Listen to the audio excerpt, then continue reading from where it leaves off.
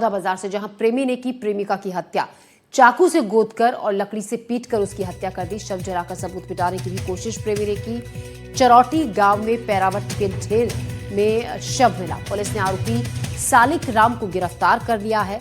24-25 अक्टूबर की दरमियानी रात आरोपी ने हत्या की थी। आरोपी से पूछताछ में कई बड़े खुलासे भी हुए। इंस्टाग्राम पर महिलाओं के नाम से 19 फेक अकाउंट आरोपी ने बना रखे थे। महिलाओं के कपड़े पहनकर उसे तस्वीरें खिंचवा रखी थी। फिलहाल पुलिस इससे पूछताछ कर मामले की जांच पड़ताल में जुटी हुई है। हम लोग खाना खाकर सोया था, मतलब खाना खा के मैं गली निकला था और लड़की जो खा खुआ कर सो गए थे। मैं 9 बजे रात का आया, मैं भी अपने रूम में अपने सो गए। और सुबह पता चला आवाज ही कुछ, तो उधर गया तो उधर पैरा में आग लग के एक महिला जला है, ऐसे बोले थे। पहला बोलता मतलब महिला जले की थी, किसी महिला का था, हमरो घर नली गायब है वैसे कहा।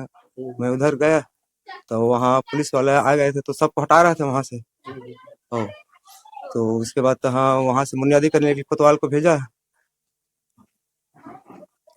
तो कोतवाल में सीधा बोले हैं हमारे नली गायब है किसी की, तो चलो मिलाता हूँ उसको इसी की। तो फिर अंदर 11 में गया तो देखिए मतलब दरमियानी रात जो है घटना कारित हुई, जिसमें चरौटे गांव में एक 25 वर्षीय युवती की जो है जली हुई लाश पुलिस को इसकी सूचना मिली थी 25 मॉर्निंग को। और पूरे मामले में जो आरोपी है सालिक राम पैकड़ा, उसी के गांव का रहने वाला था। युवती से कुछ 4-5 वर्षों से परिचित था, कुछ समय प्रेम संबंध भी रहा, लेकिन जो है बहुत सारे कारणोंवश जो है युवती अपना उनसे डिस्टेंस बनाई हुई थी और बातचीत नहीं करना चाहती थी। और उसी एग्रेशन में आते हुए उसने जो है उसकी हत्या कारित की है। साइकोपैथ एक ऐसी गंभीर अवस्था जिसमें इंसान जो भी करता है खुद को सही साबित करने के लिए काम करता है। एक ऐसे ही साइकोपैथ ही व्यक्ति के द्वारा एक युवती की हत्या की जाती है ग्राम चरौटी में। बलौदा बाजार कोतवाली थाना क्षेत्र के चरौटी में हम इस वक्त मौजूद हैं, उसी जगह पे जिस जगह पे 25 अक्टूबर की सुबह 7 बजे एक युवती की जली हुई अवस्था में लाश मिली थी। ये वो पैरावट है जिसमें अब भी आग सुलग रहा है। इसी जगह पे युवती की लाश जलाई गई थी 24 अक्टूबर की रात में। और 25 अक्टूबर की रात सुबह जब यहाँ पर लाश मिली तो पूरे गांव में, पूरे क्षेत्र में सनसनी फैल गई। सनसनी इसलिए फैल गई क्योंकि युवती की जली हुई लाश मिली थी। कई तरीके की अफवाहें चल रही थी।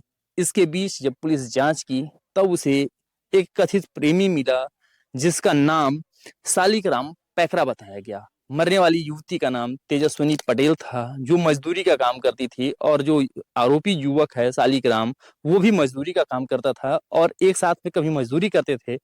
और दोनों के बीच प्रेम संबंध की बात पुलिस के द्वारा कही जा रही है। बहरहाल ये मामला जांच का है कि प्रेम था या नहीं था। इसमें हत्या हुई, हत्या में ये भी बात निकल करके सामने आई है कि जो युवक है उसके सोशल मीडिया पर 19 अकाउंट सिर्फ महिलाओं के नाम से हैं, जिसने महिलाओं के नाम से इतने अकाउंट बनाए थे। और ये भी बात निकल के आई है कि जो लड़का है, जो आरोपी है, उसे महिलाओं का वेशभूषा धारण करना अच्छा लगता था और वो महिलाओं से संबंधित कई अपराधों में भी संलिप्त रह चुका है।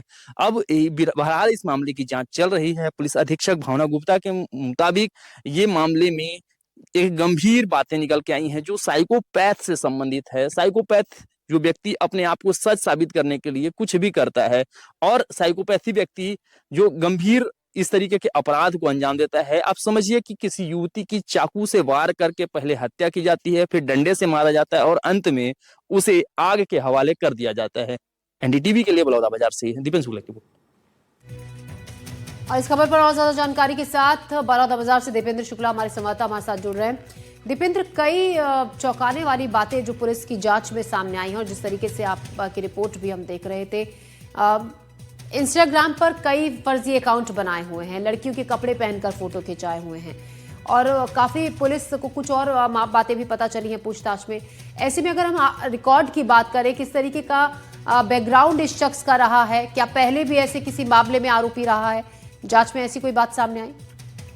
जांच में ये बातें आई हैं कि इनकी जो सोशल मीडिया अकाउंट है, उन अकाउंट के माध्यम से वो लगातार महिला बनकर के महिला जो लड़कियां हैं उनसे संपर्क करता था, और अगर उनसे रिजेक्शन मिलता था, जो लड़कियां जैसे इनकी बातें नहीं मानती थी, अगर ये कोई प्रपोजल कर रहे थे और उसे स्वीकार नहीं करते थे, तो चैट्स में ये बातें निकल के आई हैं कि वो उस पर एग्रेशन दिखाते थे, गुस्सा दिखलाते थे और अपनी बात मनवाने की कोशिश करते थे। यही बात तेजस्विनी के साथ में भी सामने आ रही है कि उन्होंने उससे बात मनवाने की कोशिश की, प्रेम संबंध नहीं तोड़ने की बातें की, लगातार संपर्क में रहा, और जिस रात ये घटना को अंजाम दिया उस रात को भी उसे मिलने के लिए बुलाया, और अंततः जब बात नहीं बनी तो उसकी हत्या कर दी। बहरहाल अभी ये मामले और नहीं आए हैं कि अभी इसने किस किस लोगों के साथ में अपराध किया है, क्योंकि अभी वो जांच चल रही है। अगर आएगा मामला, पुलिस का कहना है कि इसमें अगर कुछ मामला आता है तो और आगे इस सब चीजों को जोड़ा जाएगा। बहरहाल जो युवक है, जो आरोपी है, उसके बारे में ये कहा जा रहा है कि अंतर्मुखी व्यक्ति था, गांव में भी ज्यादा लोगों से घुलता मिलता नहीं था, अपने में ही सीमित रहता था। ऐसे में जब पूछताछ हुई तब पूछताछ के दौरान भी पुलिस को बहुत लंबा समय व्यतीत करना पड़ा उसके साथ में, क्योंकि वो हर चीज को जस्टिफाई कर रहा था कि मैंने इस कारण से ये किया, इस कारण से ये किया। तो बहुत सारी चीजें जो है कि अपने आप को अपराध जो किया है उसके लिए उसको अपराध बोध नहीं था। ये सारी चीजों को देखते हुए जो पुलिस है उसको साइकोपैथ के संबंध में समझ में आया। जब उसके घर की तलाशी ली गई तो घर वालों को भी ये पता नहीं था कि वो महिलाओं का वेशभूषा धारण करता था और महिलाओं से संबंधित इस तरीके की गतिविधियां अकाउंट्स बना करके महिलाओं से बातचीत करता था।